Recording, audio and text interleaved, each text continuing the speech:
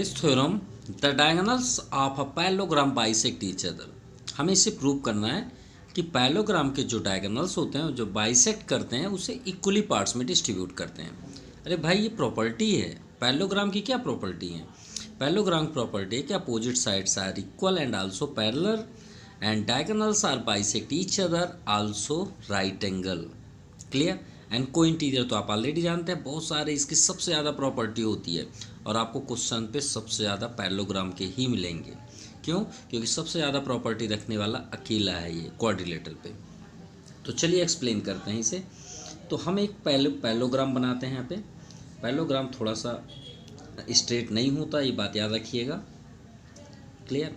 ये हो गया आपका parallelogram, A B C and D. अब ये आपका डायगोनल्स हुआ और ये आपका second diagonals A C and B D. Property हम आपको लाइन बाय बता देते हैं।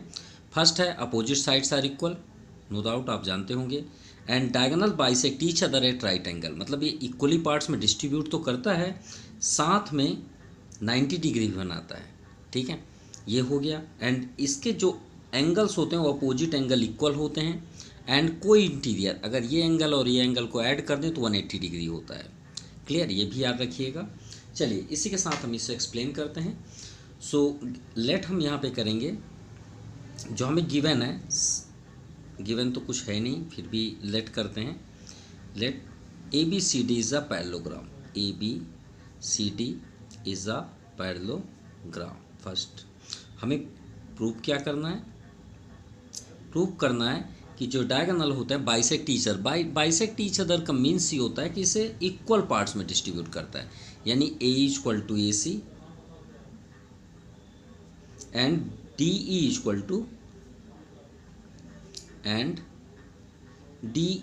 To E B. यही हमें प्रूव करना है। चलिए इजी मेथड से इसे समझते हैं। Clear? One by one step के साथ। तो इसे प्रूव करने के लिए हम इसमें दो ट्रायंगल लेते हैं। हमें 4 ट्रायंगल दिख रहे हैं और कॉन्ग्रेंस के अकॉर्डिंग होगा। कॉन्ग्रेंस का मतलब क्या होता है? C P C T. अगर कॉन्ग्रेंस आप कर रहे हैं तो श्योर है कि इसके अकॉर्डिंग ही करेंगे, इसके अकॉर्डिंग हम प्रूव करते हैं। इसका नाम समझिए, corresponding part of congruent triangle. ये क्या लिखा है? ट्रायंगल। मतलब हम कॉन्ग्रेंस करते हैं तो without triangle we can not solve the congruence या we can not prove the congruence. Congruence proof हम कर ही नहीं सकते। तो ट्रायंगल तो श्योर है, ट्रायंगल तो हमें मिलेगा। तो चलिए प्रूव करते हैं। तो इनमें देखिए 4 ट्रायंगल आपको दिख रहे हैं। तो इन 4 ट्रायंगल में हम दो ट्रायंगल अटेंड करते हैं। तो हम ले लेते हैं D E C and A E B. अब आप सोच रहे हैं सर यही 2 ट्रायंगल क्यों लिए? तो भाई आप डी ई सी के साथ ई सी भी ले लीजिए। अगर लेंगे तो बताइए आप क्या प्रूव कर सकते हैं कोरोस्पोंडिंग में? बस यही तो प्रूव कर पाएंगे, D E equal to E B. बस फिर आप सेकंड के लिए फिर आपको ये ट्रायंगल लेना पड़ेगा। तो क्यों ना हम एक बार ऐसा ट्रायंगल ले लें कि एक ही बार में आंसर आ जाए। कैसे? अगर हम ट्रायंगल ले लें डी ई सी और ए ई बी ले लें तो देखिए अपोजिट ट्रायंगल हुआ, ये ट्रायंगल और ये ट्रायंगल। तो इसमें आपके ये साइड आ जाएंगे और ये कोरोस्पोंडिंग साइड आ जाएंगे। कब? जब कॉन्ग्रेंस करेंगे, और वही तो हमें प्रूव करना है ये। तो इसके लिए हम अपोजिट ट्रायंगल लेंगे। तो प्रूफ में लिखेंगे in triangle D E C and second triangle A E B. अब आप ही समझ लीजिए कि क्यों हमने लिया। देखिए डी ई सी में आपको डी ई और ई सी मिल जाएंगे, ए ई बी मिलेंगे तो ए ई और ई बी मिल जाएंगे, इसका कोरोस्पोंडिंग बता देंगे, वही हमारा ये फाइनल आंसर हो जाएगा। तो चलिए अब कॉन्ग्रेंस बस करना है। कॉन्ग्रेंस जैसे किए हमारा आंसर क्लियर हो जाएगा। अब कॉन्ग्रेंस के लिए हमें क्या करना पड़ता है? एटलीस्ट 3 साइड्स या 3 एंगल्स या 2 साइड्स एंगल्स कोई भी हमें इक्वल मिल जाए। तो चलिए सर्च करना स्टार्ट करते हैं। तो डी ई सी को गौर से देखिए और ए ई बी को देखिए। तो पैरेललोग्राम की क्या प्रॉपर्टी है? सिर्फ प्रॉपर्टी याद करिए, opposite sides are equal. Simple लिख दीजिए। चलिए ए बी, सॉरी हमने रॉन्ग किया। देखिए ये भी एक रॉन्ग है। कैसे? हमने लिखा रॉन्ग नहीं है, बट स्टेप जो देखिए यहाँ डी ई सी है, हमने यहाँ ए बी कर दिया, जबकि ए बी इधर होना चाहिए, ए बी इधर है। तो हमें यहाँ पे लिखना था D C D C equal to A B. Clear? तो ये किस रीजन से हुआ? अपोजिट साइड्स आर इक्वल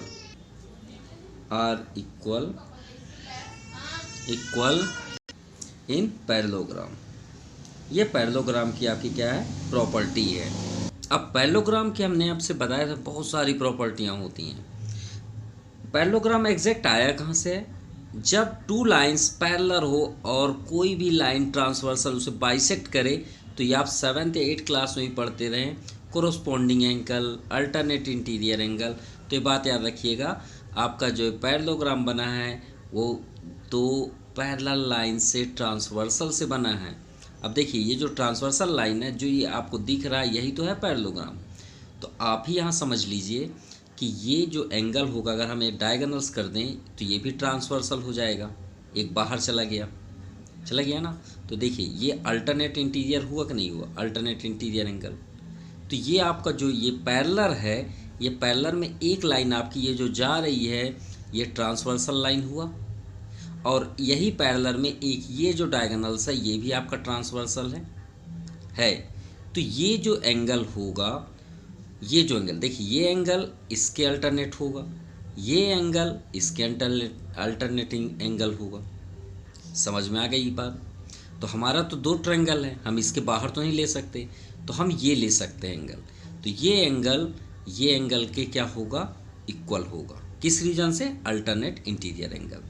तो देखिए, D E C angle DEC किसके इक्वल हुआ? सॉरी, हमने फिर रॉन्ग किया, क्योंकि एंगल जब भी बताते हैं तो वो सेंटर पे होना चाहिए। DCE इज इक्वल टू, ये किसके अल्टरनेट है? ये वाले एंगल के। तो आप लिखिए EAB, एंगल EAB। लेकिन रीज़न तो देना पड़ेगा। किस रीजन से? हमने बताया कि AC आपका एक ट्रांसवर्सल लाइन है, तो AC is a transversal line.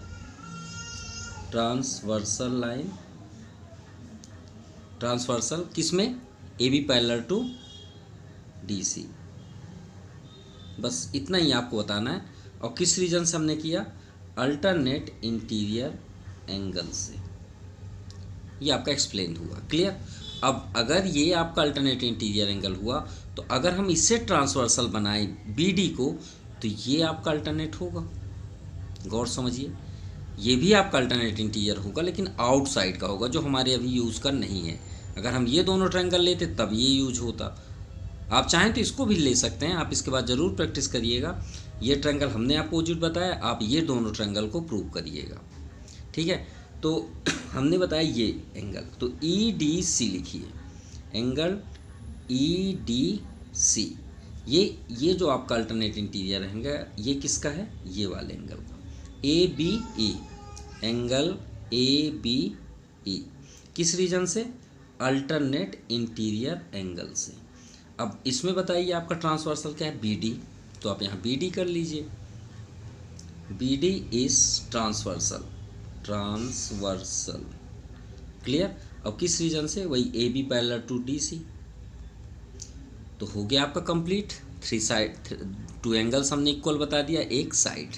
तो ट्रायंगल आपका क्या हो गया? कॉन्ग्रुएंस। तो ट्रायंगल DEC, इसे देखिए और इसे ही राइट कर दीजिए। एंड के प्लेस पे आप कॉन्ग्रुएंस का साइन कर दीजिए, AEB। किस रीजन से? साइड, एंगल और एंगल। तो side, angle, angle of condition या कॉन्ग्रुएंस आप लिख सकते हैं। सिंपल। अब हमें क्या प्रूव करना था भाई? A इक्वल टू AC, तो कोरोस्पोंडिंग CPCT से आप सभी को लिख दीजिए। सिंपल। तो A equal to EC equal to EC। देखिए, A इधर है, हमने इधर कर दिया, EC इधर है, तो EC हमें यहाँ करना चाहिए था। EC equal to AE। Clear? And second कौन सा था? DE equal to EB। DE equal to EB। अगर आप डायग्राम नहीं देखना चाहते तो यहाँ से भी क्लियर कर सकते हैं। कैसे? कॉन्ग्रुएंस को देखिए, अगर आपको डी ई को बताना कोरस्पॉन्डिंग, तो देखिए डी ई ये लिखा है, तो इधर से आपको ये ई बी आपको दिख रहा है, बस हो गया, सिंपल। यही तो है आपका आंसर। सो हैंस प्रूव्ड, और यही हमें प्रूव करना था।